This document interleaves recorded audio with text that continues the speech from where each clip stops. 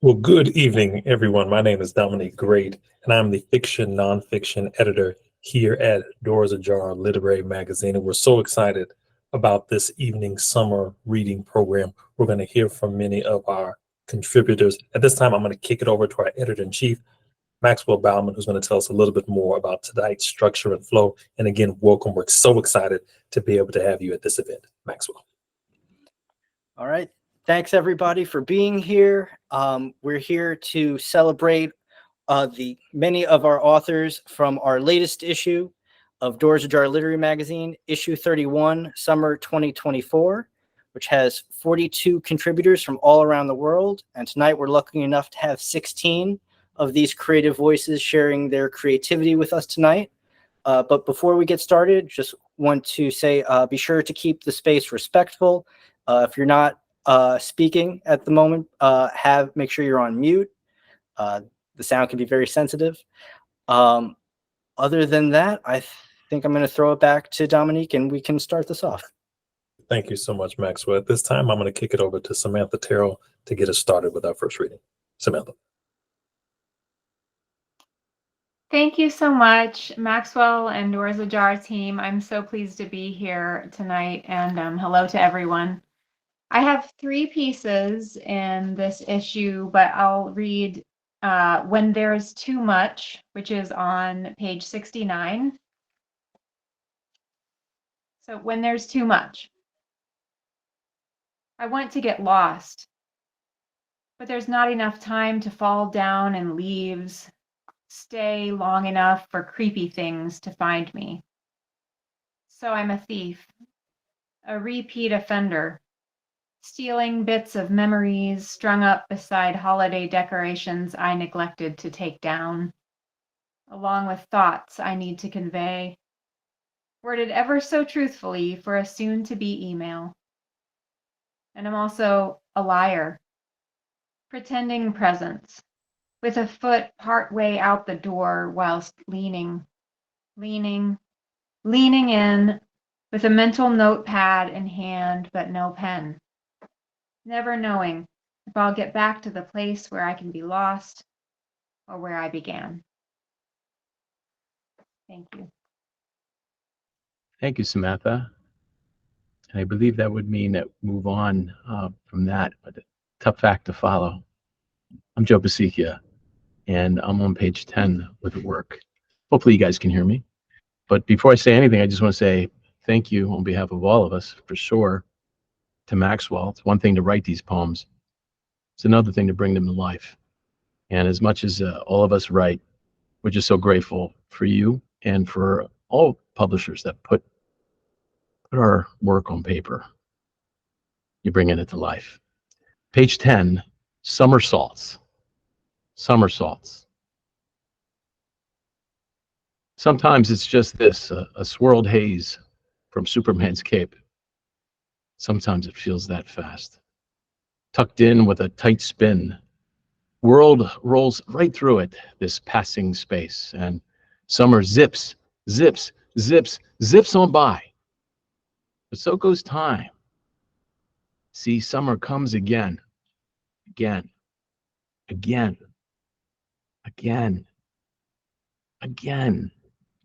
And in the blur, the ice cream is sweet year round. Thanks, everybody. Hi, I'm Carrie Esposito. I'm very excited to read from my story, Once You Had So Much of Me. We ruined it with a kiss. If all things are possible, we made it impossible. Though for a while after, I wondered at different angles, different answers to your questions, intended or not, to confuse and manipulate me. If only, though to what end I was never sure, I could have broken through that, found a clean line to your shifting center. Instead, I answered them as they came at me, as if they were being asked out of concern, curiosity. Later, I crafted better answers that would impress you with my invincibility. Sometimes, even now, an answer will float in front of me, and I'll grasp it in my palm and put it in my pocket, which will get emptied later. I don't need them anymore, haven't in a long time. I have a boyfriend now, a guy who likes concerts and sunsets and me, who wouldn't pull back from our one and only kiss and say, "So what? Are you going to want me to take you to museums now or something?" Before the kiss, it was like this. College freshman contemporary literature seminar, your full lips, glasses, brown eyes, knowing smile. Walking out of class, arguing about Thériault, turning to coffee, turning to your dorm room, turning to a walk out on the bridge by the river. We would do this sort of thing for hours, but never anything more. Conversations about books meandered into ones about our love lives for the next 4 years, analyzing text messages, the faces our various partners made when they came. Even sometimes we'd end up sleeping in each other's beds, close but not touching, whispering until dawn and falling asleep with each other's voices in our ears. Sometimes we'd take a trip out under the moonlight to the beach in your beat-up Volkswagen, if I needed to cry about some boy who'd broken my heart, even while we both knew the only boy who could really break my heart was you. You stayed in the city where we went to college, and I moved to Manhattan with friends, mostly because everyone in my life thought it would be better if I didn't live anywhere near you. They thought our friendship strange and unhealthy. They knew I loved you, or at least some imagined version of you, some you I wished you could be. In New York, there were bars and parties and dating apps and coworkers turned something else. So many faces and names and futures. You were my one constant. We sent each other pictures and memes and funny messages from any place where we happened to be, even on dates or lying in bed naked, the stuff of someone else's body drying on our skin. A year in, you visited one weekend. It was Halloween, and we dressed up as that couple from Blue Velvet. Everyone at the party in a loft in Williamsburg assumed we were together. The way we laughed, finished each other's drinks and sentences. But then, as the hours shifted past midnight, I lost track of you until you appeared, whispering in my ear, asking for a key because you were going home with little Bo Peep. Across the room, a blonde in a shimmering pink costume wiggled her fingers at me almost proudly. Delicate fingers, always your type, those guileless women who would never actually know you. As I slipped a key into your pocket, I whispered against your ear to have fun. After you left, I wondered if you were waiting for me to kiss your neck, give you permission to come home with me instead, though you must have known you already had it. 2 years in, you moved to Brooklyn for a job, or at least that's what you said. Suddenly, we were together 2, 3, 5 times a week. Movies on my couch, takeout, bars, the gym. You had so much of me that the only thing I held onto was that I wouldn't make the first move. Then one night, maybe because I'd been on a date that weekend with a man you called the Prince for his classic good looks and polished mannerisms, or maybe because I was wearing a new clingy red dress, one I knew you'd like. You paid for my drinks at our favorite dive bar, decorated to look like someone's basement. You inched your bar stool closer and I could hear the switch. You talking to me like you talked to the delicate women. I wanted to remind you that I was not them, but I had been waiting for so long. Below the beer, I smelled what was coming on your breath. It didn't happen in the bar. We went out into the pre-dawn rain. I danced in the downpour, feeling luscious and powerful, drenched and ready. You laughed and took my hand, pulling me under an awning, spinning me around so my back was against the building. An ambulance whirled by, the siren my heartbeat. The kiss tumbled and pulsed. lingered and made even the raindrops against the pavement silent. You stumbled backwards, and that's when your questions started. The swell in my lips, the alcohol, the rain, all of it made me let you affirm your sense of yourself as wrong for me, as someone who had hurt me. As if to prove it, you said something mean, the way you did with every woman except me. I knew I could beg for your reassurance, mold myself into someone bleeding and in need until you took me home, made love to me before abandoning me and everything we had let pass between us. Or I could walk, without looking back, toward the gold shimmering wetly from a building in the distance, until I was close enough to see it was just a reflection on the dark windows, which could only capture, not originate, light. Thank you. Thank you. Thank you. Thank you. Thank you to all of our readers. That was amazing. At this time, we're going to pass it over to Maxwell for an update on how you can subscribe and become a part of all the amazing things happening here at Doors Ajar. Maxwell. All right. Thank you, Dominique. Yes, I'd like to let you all know that you can always subscribe to Doors Ajar Literary Magazine. We have 3 different ways to subscribe. We have a print, digital, and gift options. For print subscriptions, you get it mailed to you 4 times a year, as we are quarterly, and you get full access to our digital archives for free. Or you can, if you're just interested in reading the digital versions, you can subscribe digitally.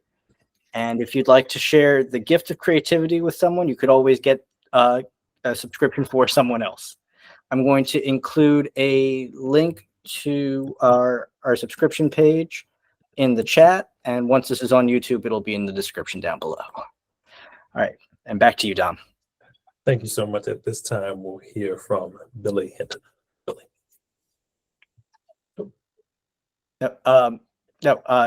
You skipped to Hiram Larew. Oh, I apologize. Wrong. Oh, no worries. All right. I'm looking forward to hearing Billie read as well. So I'm Hiram Larew. I'm from Maryland. And like everyone else, I want to thank Maxwell and Dominique for making this evening's celebratory reading possible. I'm going to be reading a poem that appears on page 68. It's titled This and That.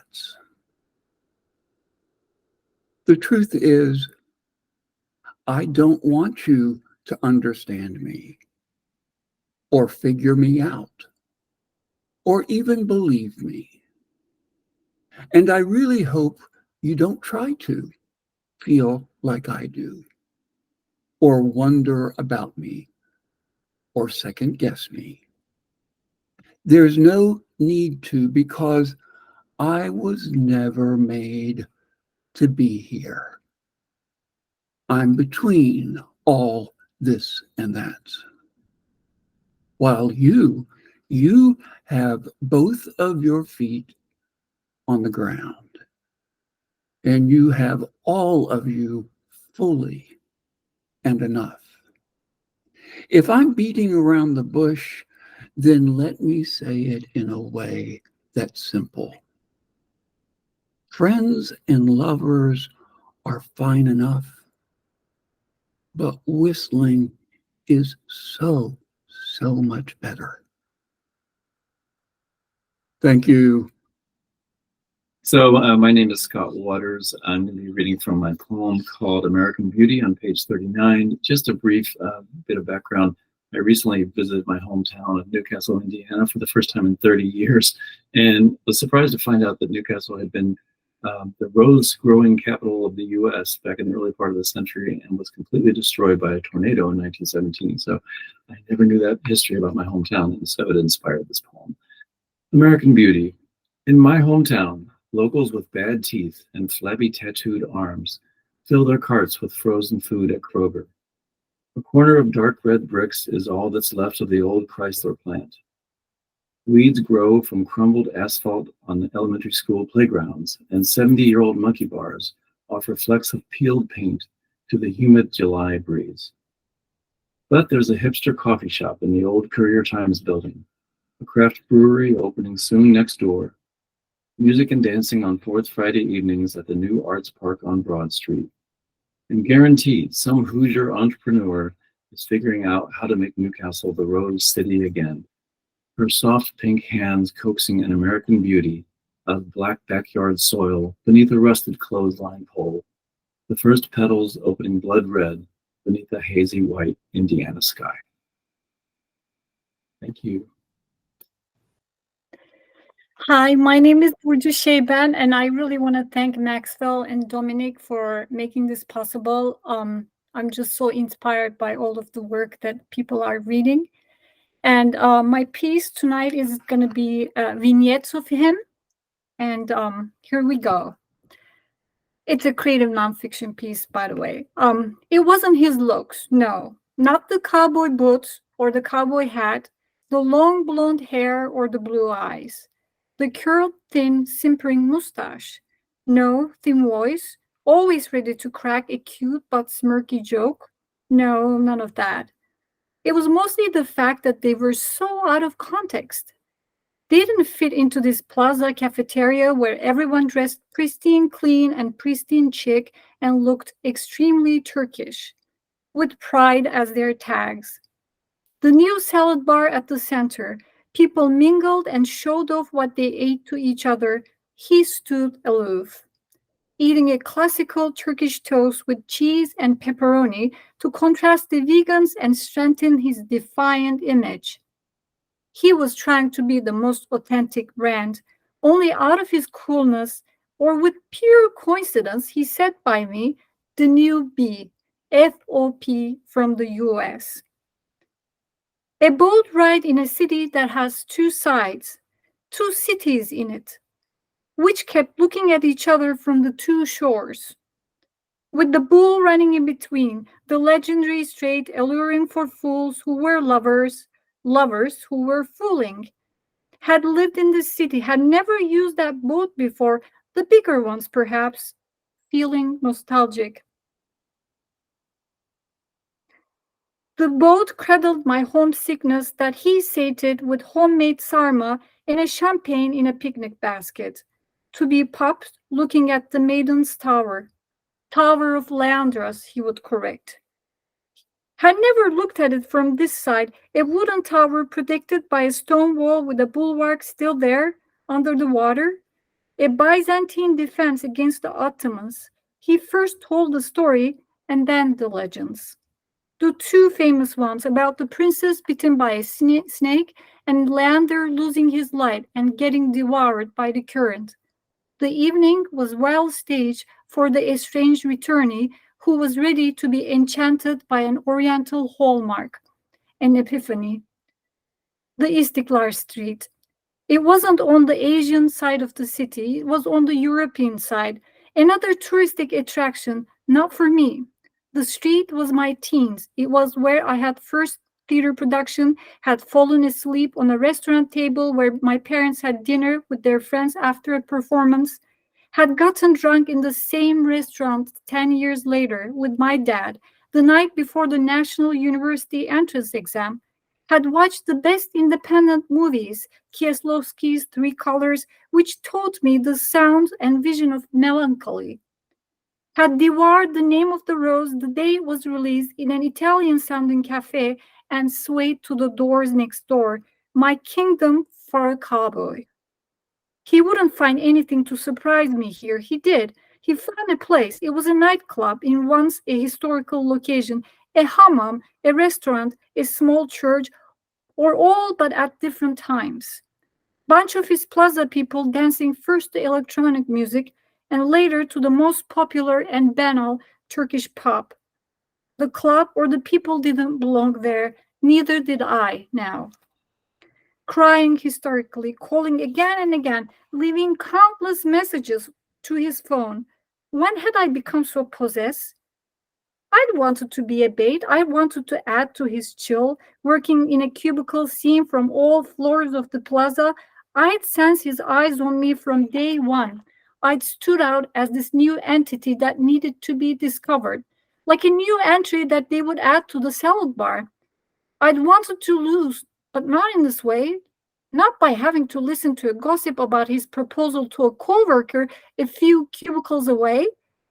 I was trying to wipe off the image of the plaza's glassy hygiene on the cream-colored sofa, now sucking up the red wine stains, to wake up from a short, nice dream that had turned into a heart-eating plant, tear him from my meat, find a token of sincerity under a thick layer of artifice, be able to stop calling him. I was standing and waiting for a shuttle each morning to get to work, had to get up too early to get to that shuttle. Now, having eaten during that rush, he would reroute to come to work with me. The breeze sweeping the Bosphorus algae filled my nostrils with disgust. The colognes of the co-workers diffusing the bus, feints had become regulars. He'd catch me once or twice, treating my allergic reaction to monotony, deadliness, incompatibility, and low pay with a Band-Aid. It'd come off. My brain and stomach were competing against each other in their race towards nausea. I should have been the one who had had enough. One last image of him, standing outside a place where he must have been working. He used to get these side jobs. It's a cobblestoned alley. It's evening. I'm in a car with two others. One of them steps out. The one who steps out gets into this heated discussion with a woman. I'm watching. He is watching. He doesn't see me watching him watching. I catch myself thinking it could have been us. I'm almost glad that it isn't. I'm glad that it's over. We're over. But I'm not liking our indifference. His specifically. Suddenly I want to get out, get in between, stop the two from arguing, be visible, include him in the scene, a hand on my hand. Stopping me from intervening. I stop. I know it won't last. Thank you, everyone. Thank you. At this time, we're going to hear from Maxwell with some more information about how you can submit submissions. Maxwell? All right. So wonderful news. Our submissions are free and open all year long. We accept poetry, short fiction, nonfiction, art, drama, and now we're also taking in book reviews. You can submit directly through our website. And I'm really excited to say that as of earlier today, we've had our 700th person submit this year, which is, we're on our record to, on our way to beating our record from last year, because last year we had a total of 942 people. So we're actually we're well on our way to crushing that old record. So I'm going to include the information in the chat, and once it's on YouTube, it'll be in the description down below. And back to you, Dominique. Thank you, Max. At this time, we'll hear from Billie Hinton. Billie. Thank you so much. I'm going to read from on page 33, Why Life is Totally Crazy, but Manages Also to Be Beautiful. Because my 88-year-old mother falls and breaks her femur, but not her hip. Because femurs heal more easily than hips. Because she comes out of surgery and thinks there are movable pieces on the ceiling that she must move in certain ways to stay alive. Because she doesn't know who we are and thinks people on the TV screen the nurses have turned on are in the hospital room. Because I Google, why is my elderly mom suddenly unhinged after femur surgery, and learned that tramadol makes older people hallucinate. Because we have to insist that they stop the tramadol. Because we don't think she'll ever walk again. Because on the second day, she gets off the bed, takes hold of the walker, and makes her way all the way down the hall. Because on the third day, she moves to rehab and meets her 99-year-old German roommate, and Elsa uses her call button when my mom can't find hers and gets out of bed by herself, no walker, to go to the bathroom. Because she is militant and wants to go home, and she and Elsa tell the mean nurse she might be better suited to different work. Because my mom gets up suddenly and says she doesn't want to be alive. Because she starts PT and walks all the way to the gym with the walker she hates, stuns the PT person with her strength, and comes back to the room saying she'll do whatever it takes to go home. Because a nurse decides she has deep vein thrombosis and can no longer do PT. Because a new doctor we call in says no, she does not, and yes, she can. Because when she comes home, she's happy and giddy, like how I imagine her at age 16, bright and sassy, showing off for us, her adult children, as we try to set the rules on what she's allowed to do and not do. Because she tells us she can do whatever she wants. Because her OT tells me she needs more stimulation, so I buy extra large bananagram tiles and we spell out words together on the kitchen table, slipping in a few bad words to make her laugh. Because we look out the window and she gets upset because she can't remember the name of the brown furry things with bushy tails chasing each other around her bluebird box.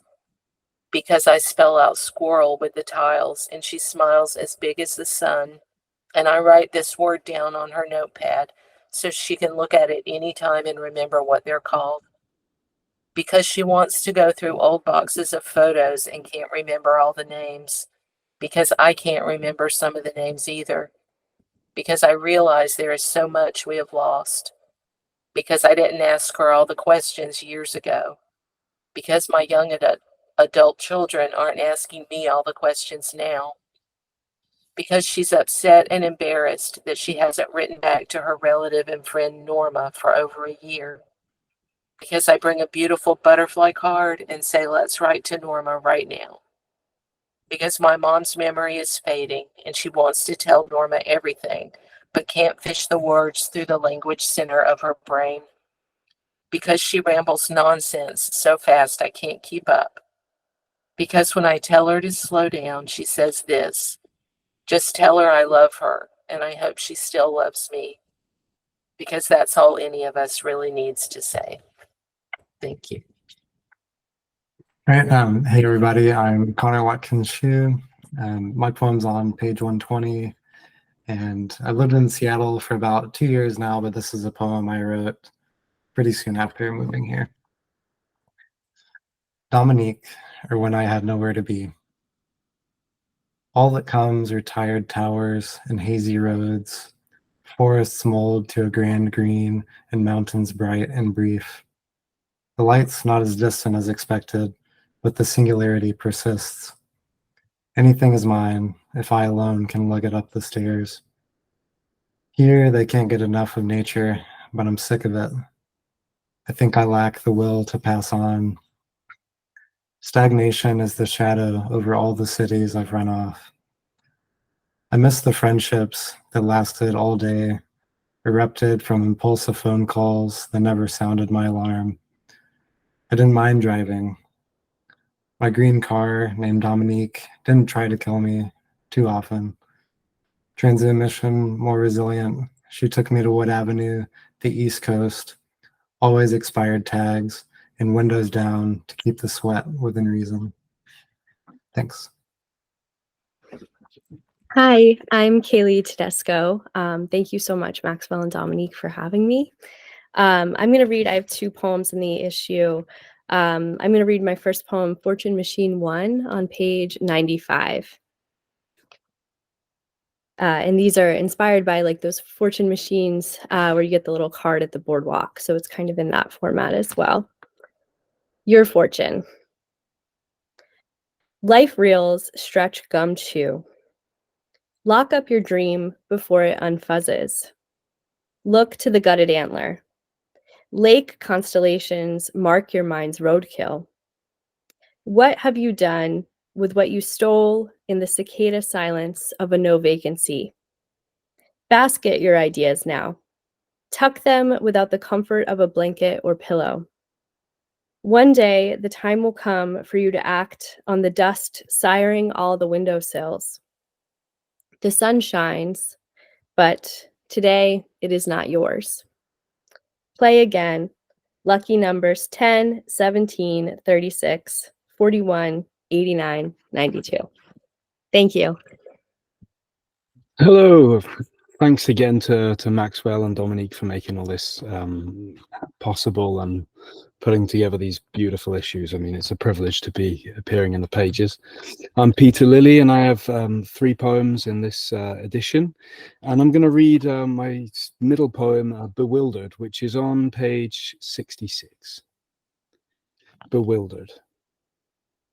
Be wilder, for the storm will break.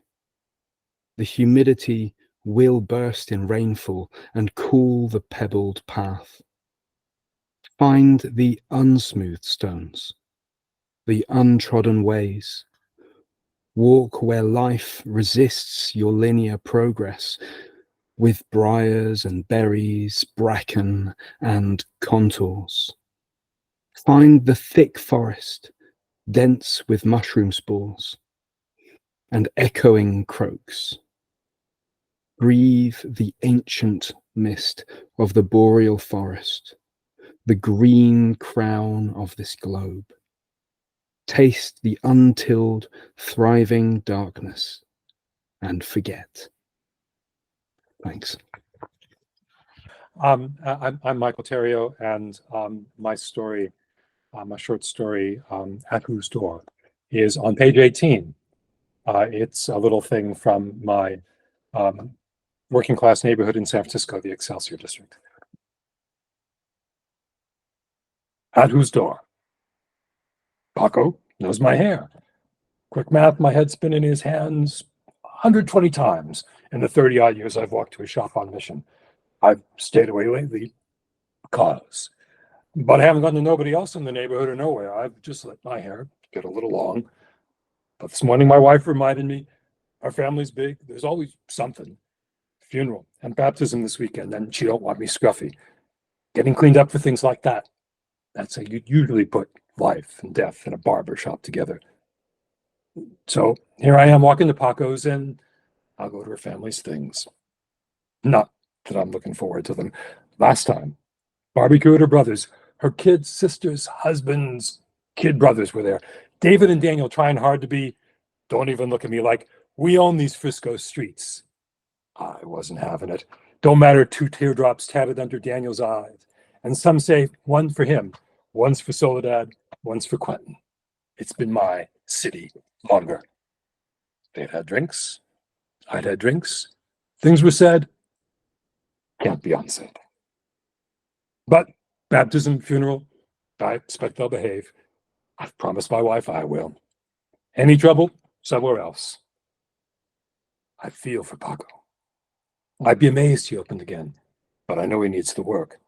Not many days off this neighborhood. Papa works, Mama too. Lots of kids works as soon as they're old enough. Grandma's out nights, popping lids on recycling bins, loading a shopping cart to push down the Bayshore. Like us, what Paco knows is work. Close shop door, don't put even rice and beans on the table. And Paco must guess, this was a one-off.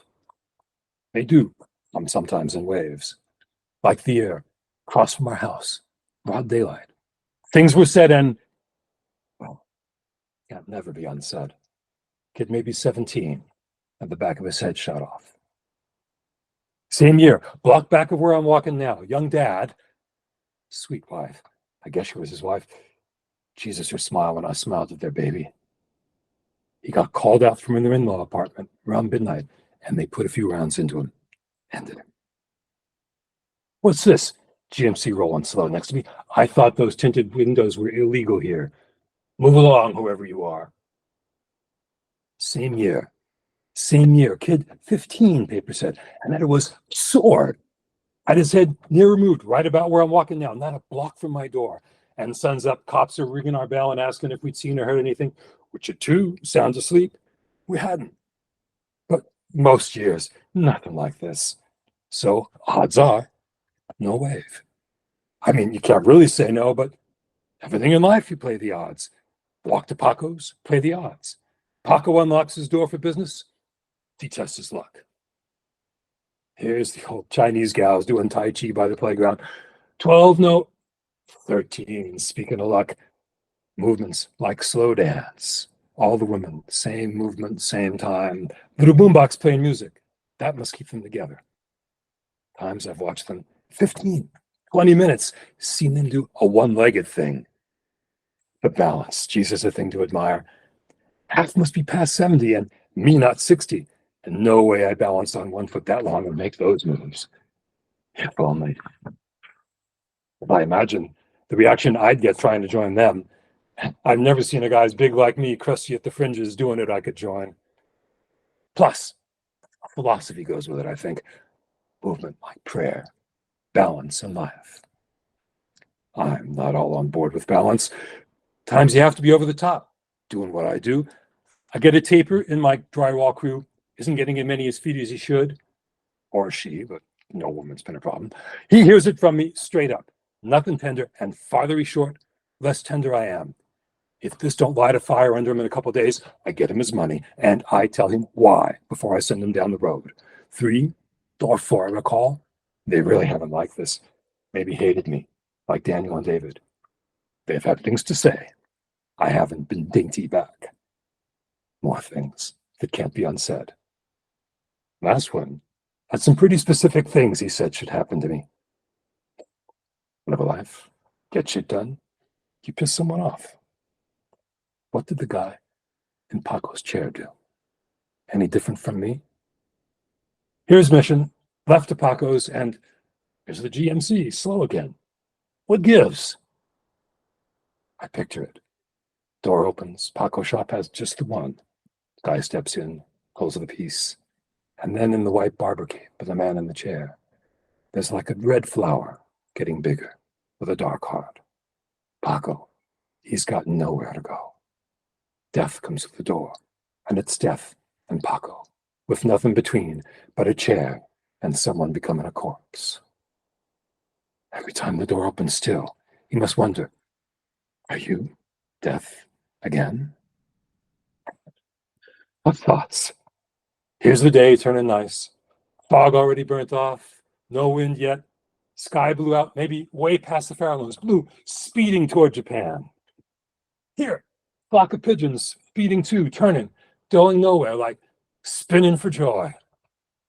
Fine day to live. Just as fine, maybe, for the alternative. It's a balance. Here, up on one foot, like the old Chinese gals, left one, and spread arm, slow right kick. No, can't start at the tip. To what? One off, a wave. Do my haters chill? I think he's easy to find. And this has chewed my gut enough. Fine day for the one. Fine day for the other. Here I am, tugging at Paco's door. But oh, Paco, what am I? And at whose door? Thank you. Max, I'm going to kick it to you for some upcoming events that we have going on here at the magazine.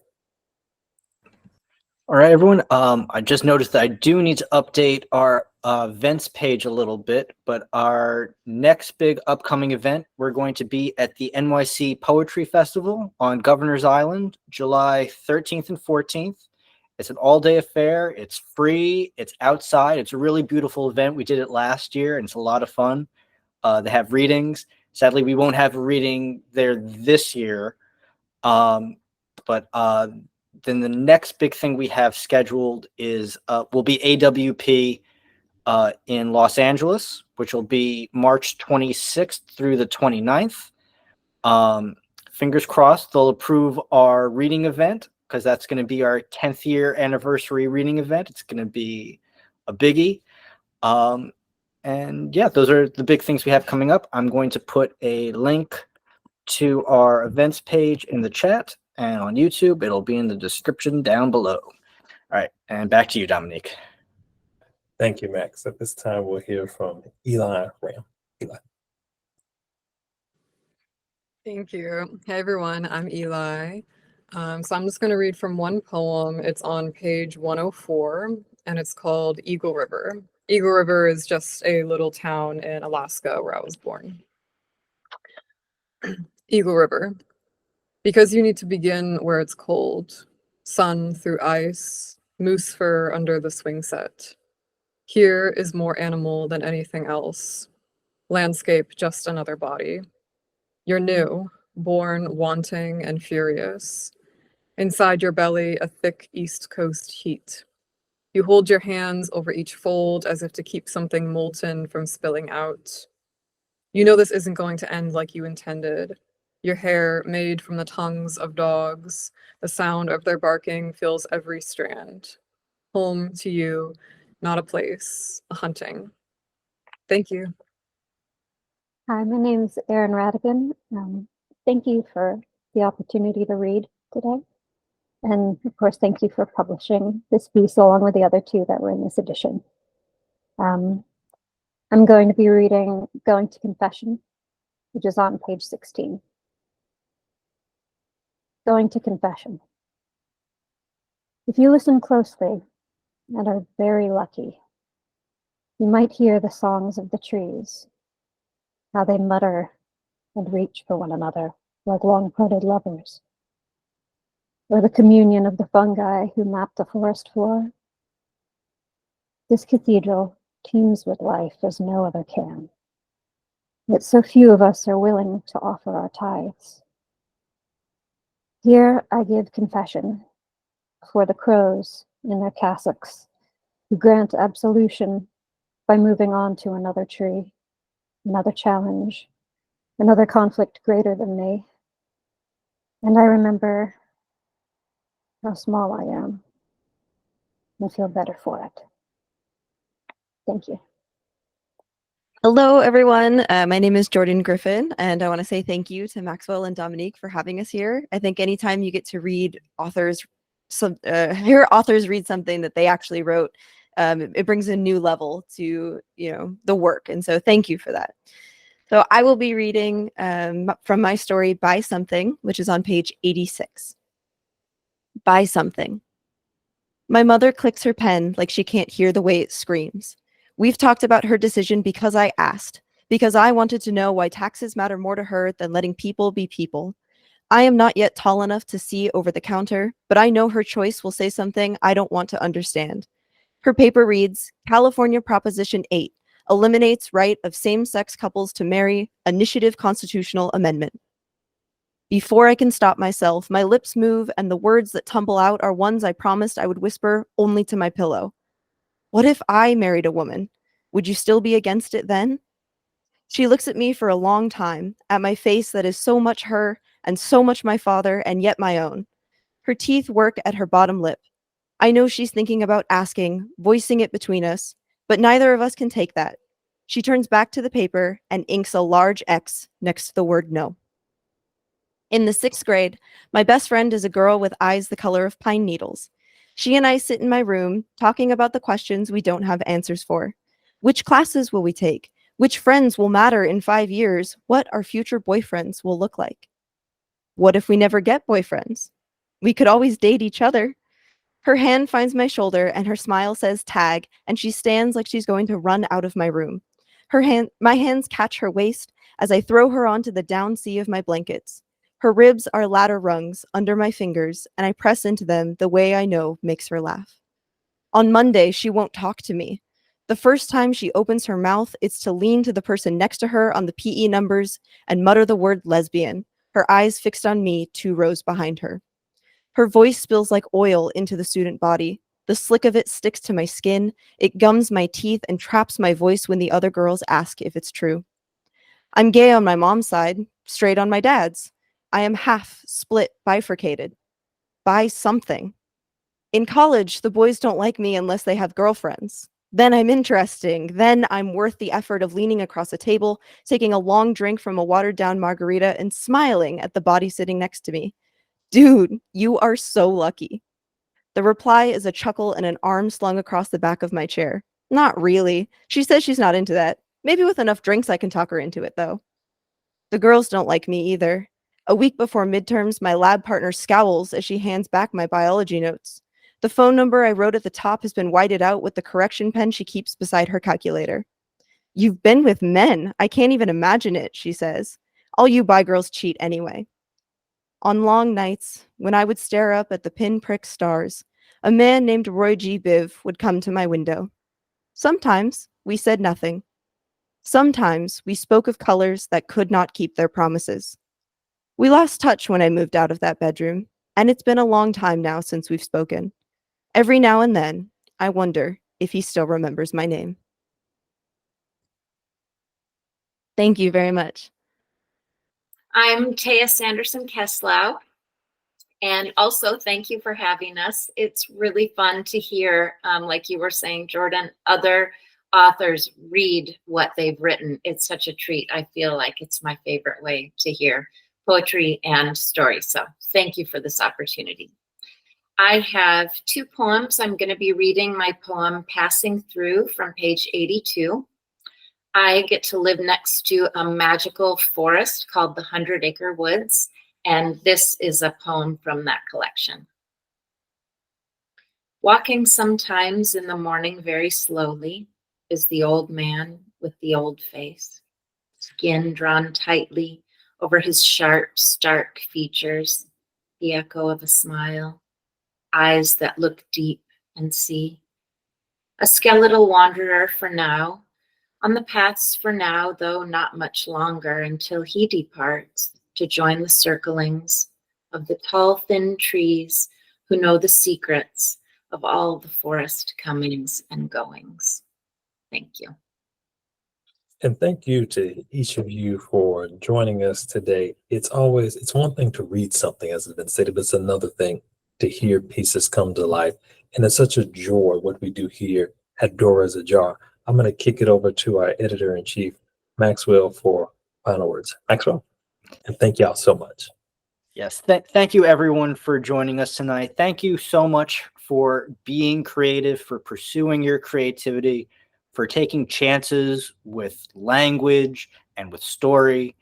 I mean, all of you've done so well. I'm so proud of all of you. You don't even know. But yes, so thank you everyone.